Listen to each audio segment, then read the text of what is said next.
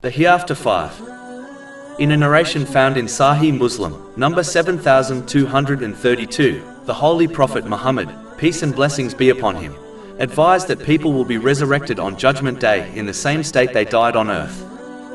This means that if a person dies on good, they will be resurrected on good. But if they die on evil, they will be raised in an evil way. A Muslim should not live in heedlessness by believing that as they have faith in Islam, it guarantees they will die, and therefore be raised in a good state on Judgment Day. If they persist on the disobedience of Allah, the Exalted, and then die in this state without sincerely repenting, then they will be raised in an evil way. It does not take a scholar to determine what will happen to this person on Judgment Day. From this narration, one can understand that the way they will die will be in the same state they have lived.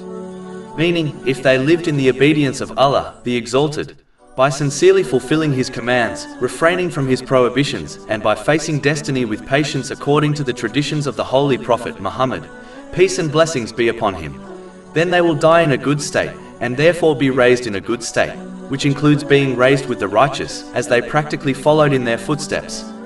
This has been indicated in a narration found in Sahih Bukhari, number 3688.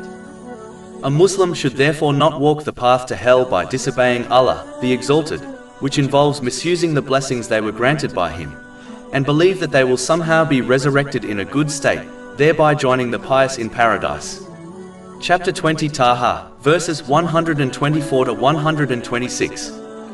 And whoever turns away from my remembrance, indeed he will have a depressed, i.e. difficult life, and we will gather, i.e. raise him on the day of resurrection blind. He will say, My Lord, why have you raised me blind while I was once seeing? Allah will say, Thus did our signs come to you, and you forgot, i.e. disregarded them, and thus will you this day be forgotten. Over 400 free ebooks, audiobooks, infographics, podcasts and blogs available on our website, www.shakepod.com.